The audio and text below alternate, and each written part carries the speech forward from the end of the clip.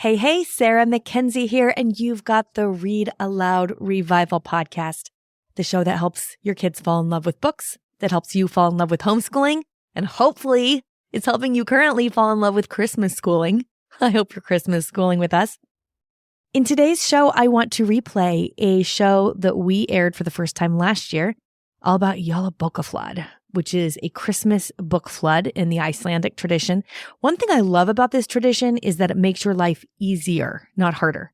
There is so much that happens this time of year that adds more to our to-do list, that puts more on our plate. This is truly a joy. It is a moment of rest and refreshment for you too. So without further ado, I want to play for you this best of episode from the Read-Aloud Revival. I hope you have a wonderful, wonderful Christmas.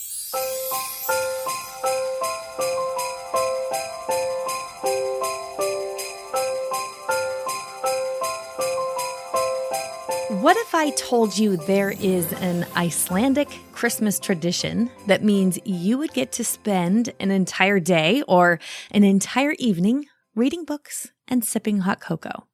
And that's what you're supposed to be doing. Oh, friends, do I have a treat for you? This is the Read-Aloud Revival, the show that helps your kids fall in love with books and helps you fall in love with homeschooling. I'm Sarah Mackenzie, and in this episode, we're talking about how to Jolabokaflod. You do not want to miss this.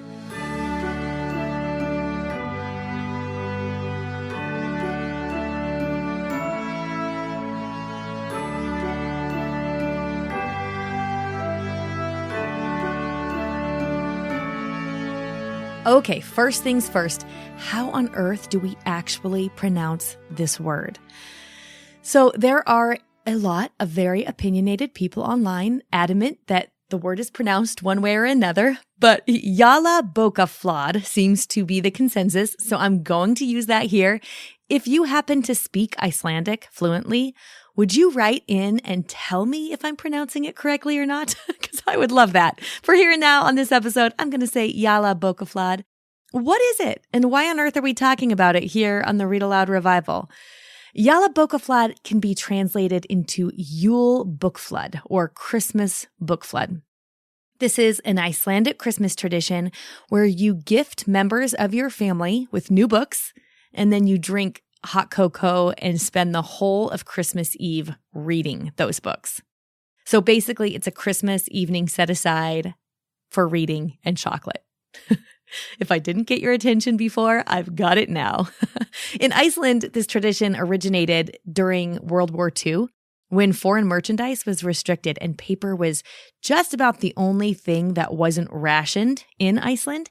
So then publishing houses flooded the market with new books during the last few weeks of the year. It was a Yule book flood or a Christmas book flood, right? According to NPR, even today, a book bulletin is actually delivered to every Icelandic home in mid-November, listing new titles and books all in preparation for Jolabokaflod, because that's when all these books are flooding the market. It's pretty fabulous, right? So while I was preparing this episode, I also came across some really interesting information. I didn't know this. Iceland is a very bookish country. One recent study from 2019 showed that an average Icelander reads 27 books per year. On average, they read 27 books a year. In America, our average is 4 books per year. And of course, that's an average, so we know that that means a few people read a lot more than 4 books per year, and there are quite a lot of people who don't read at all, right? But the average in Iceland is 27 books a year. Plus, get this, 1 in 10 Icelanders go on to publish a book of their own. That's kind of amazing. I mean, of course, a bookish tradition like Jolabokaflod would come out of such readerly magic. Oh my goodness. All right, so let's talk about what you really want to know. How can we adopt the tradition of Jolabokaflod with your own family? I am here for this conversation. Now, as far as I can tell, keeping Jolabokaflod simple is really the heart of it. I know, I feel like so much about Christmas feels busy. It's just a lot of doing, right? And Jolabokaflod is an invitation for us to do less, to connect more, connect with each other, connect through books. So I want to invite you as I'm talking about this and as you hear some others talk about what Jolabokaflod looks like in their homes, I want to invite you to keep this super simple and avoid any temptation that you might have to complicate it or to make it anything else than the very, very simple invitation of books and chocolate and time set aside. Let me invite you to settle on your Jolabokaflod for this year in 2 very simple steps. The first is to pick a date. Now, I mentioned that the Icelandic tradition is to do this on Christmas Eve. And when I first heard about this tradition, I was kind of bummed actually, because I thought, well, we already have Christmas Eve traditions. We're going to church, we're visiting grandparents, we open new pajamas. We already sort of do our Christmas Eve things. So it's helpful to remember that you can do Jolabokaflod anytime that works for your family. Just pick a different day. You can do it anytime you want. You could do it on New Year's Eve. You could do it on the Feast of the Epiphany, which is January 6th. You could do it on the winter solstice on December 21st, first day of winter. You can literally do what I do and just look at your calendar for a day or an evening that doesn't have anything already planned.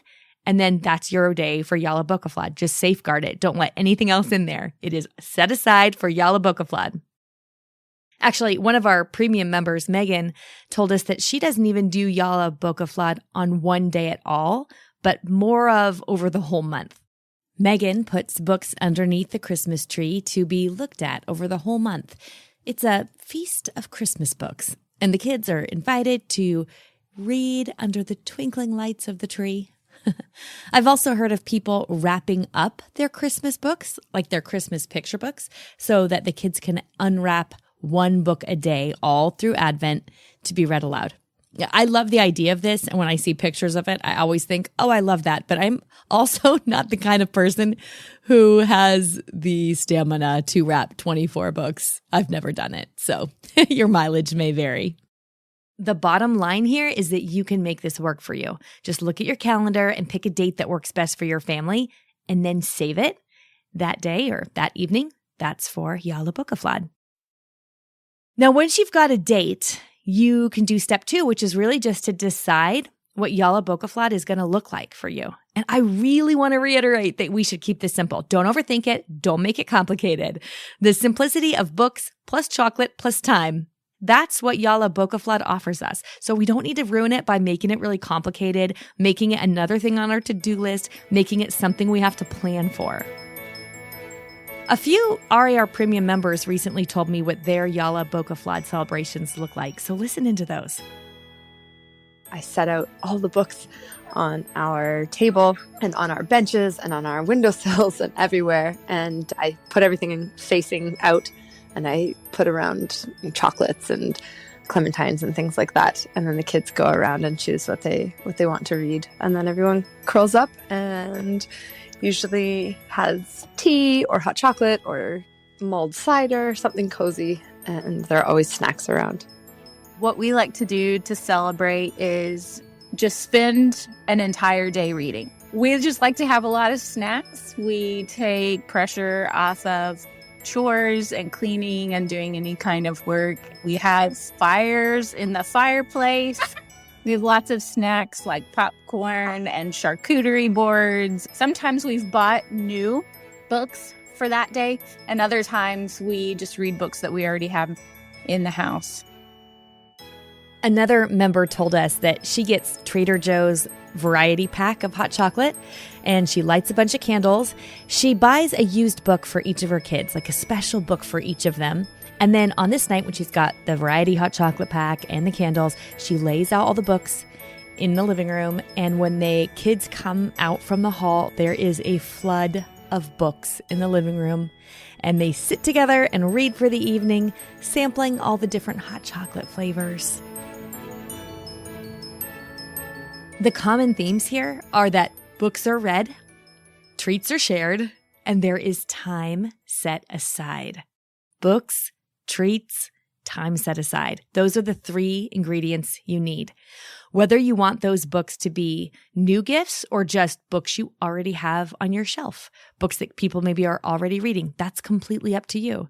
Whether you want your treats to be a mug of hot cocoa and a candy cane, or you want something a little more involved, or you want something less involved, that's up to you. Just set aside time and then figure out what you're going to read and what you're going to offer as a treat. Do this as a whole family, and it will feel like a gift that you are giving each member of your family the gift of time set aside and treats and books to guilt-free enjoy some reading time. So keep this simple because you already have a lot on your to-do list right now, so you don't need to make this another to-do. You can sink into it like a gift. And actually, to that end, there is one other piece that I think we might want to consider, and that is to simplify dinner on whatever day you're planning to do your Jolabokaflod on. So often, as the merrymakers in our families, we work ourselves to death making warm and cozy memories for our families, right? It's really easy to do that in a way where we don't get to get in on the joy of that tradition ourselves because we're working so hard to make it cozy for everyone else, Like I'm so busy picking out books and making treats for Jolabokaflod, and maybe I'm wrapping gifts at Christmas and I'm planning to go drive around to look at Christmas lights or planning to go to some festival of trees or to go Christmas caroling or whatever it is that you do at Christmas time. There's so much doing and we are the merrymakers, and so we're sometimes so wrapped up in that doing, we don't really get to sink into the leisurely joy of all of it. So let Jolabokaflod be a tradition that you get to sink into that joy for. At my house, I'm going to be ordering in pizza on Jolabokaflod night. Nobody's got to make dinner. We're going to use paper plates. No one's got to wash dishes. We're just going to keep everything super simple. You could also do this. You could do this by making sandwiches for dinner on that night. You could do it by just making twice of the amount of dinner the night before so that you can do leftover night, or make soup that you can make in the morning so it's just totally ready and simmering in the crock pot or on the stove. Whatever it is, keep it simple. Set it aside so that this is not just for your kids. This is not just for your family. This is for you as well. That way you can enjoy the time and the books and the chocolate too. So speaking of holiday slowness, I'm taking a little Christmas break from the podcast. Our next new episode is going to drop in the new year. In the meantime, I'm going to be Christmas schooling with RAR Premium members here at Read-Aloud Revival. If you haven't heard yet, Christmas School is a complete guide to celebrating the season with joy and wonder and history and geography. What? Yeah, it's true, actually. We have created a complete month of integrated learning for your kids of all ages, from your preschoolers through your high schoolers, that's centered around some of the best Christmas books we know. And it can be used in your homeschool for December with all of those ages. All you need to do is add math, or, you can skip math if you want. I promise you will not find coal in your stocking if you skip math for a little bit around Christmas. So you can join us as we explore literature and history, culture, art, nature, and so much more every week during Christmas School. We've included all the subjects in a very relaxed way that we hope gives your whole family a spacious way to focus on the real reason we celebrate Christmas in the first place. Christmas School is your open and go solution to focusing on the best parts of the season. And, helping your family feel closer and connect and create memories and be fully ready to honor the birth of the baby king. So join us for Christmas School at RAR Premium by going to rarpremium.com, or you can just text my name, Sarah, SARAH, to the number 33777, and I'll send you a direct link. If you text Sarah to 33777, I'll send you a direct link to where you can get your Christmas School guide right away. Thank you so much to the RAR Premium members who left messages for this episode of the show. Hey, if you're an RAR Premium member and you'd like to be featured on an upcoming episode, or you'd like to share your story for me to tell on this episode, on an upcoming episode, keep an eye on the forum, because that's where I'm posting requests to hear your stories that fit with upcoming episode topics. This episode was written and narrated by me, Sarah Mackenzie, and produced by the team at Yellow House Media. And then I'll be back in the new year right here on the show with brand new episodes. I hope you carve out a small space for a cozy Jolabokaflod tradition. I hope you join us for Christmas school. And most of all, I hope you are filled with comfort and joy this Christmas season. People, look east. The time is near. Merry Christmas.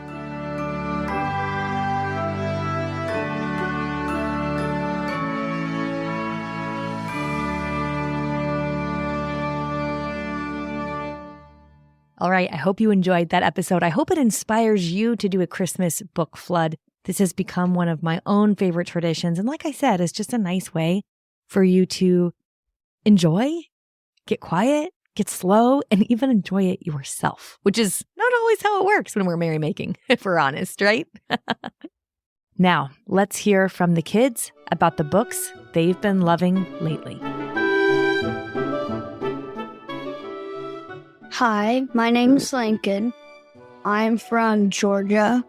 The book that I recommend is Rufus Mouse. I would like to recommend Rufus Mouse because he rides a motorcycle and motorcycles are real. Hello, my name is Lucy, and I'm from India. In the book that I'm reading is Janie Jones. Why I like it is because she's silly. It's because Janie Jones is silly. Hi, my name is Leila. I'm 10 years old and I'm from Georgia. And the book I would like to recommend is Harry Potter because it has magic and it's interesting. Hi, my name is Livia, and I live from India. And my favorite book is Peppa Pig because it's funny and because it's friendly. Bye. Hi, my name is Audrey. I am 11 years old. I live in California. My favorite book is The Chestertons and the Golden Key. I like it because they have a piano that is locked and they have to find the lost key. Hi, my name is Charlie, and I'll be 7 on Thursday. Right now I'm reading the Bad Kitty series. One of my favorite books, though, is Hank the Cowdog. Hi, my name is Pitcher. I'm 9 years old and I live in Camden, Arkansas. My favorite book series is The Wing Feather Saga. And my favorite book is The Black Stallion. The Black Stallion has adventure and excitement when he gets shipwrecked on an island. Hi, my name is Jetson and I am 9 years old. I am from Hamden, Connecticut. My favorite series of books is Wings of Fire and I really like The Lost Heir. I like it because it is a tale of adventure and I strongly recommend it to you. Hello, my name is Ambrose, and my name is Savage, and I'm from Hamden, Connecticut, and my favorite book is the Rainbow Magic series. I like it because it's about fairies and 2 girls called Kirsty and Rachel. They're trying to get the fairies' magic objects back from Jack Frost and his goblins. Thank you, kids. If your kids would like to tell us about a book they love, head to readaloudrevival.com/message to leave a voicemail and we will air it on an upcoming episode of the show. Okay, this is it for me before the actual Christmas holiday. I cannot wait to see you on the other side. I hope you have a very, very Merry Christmas.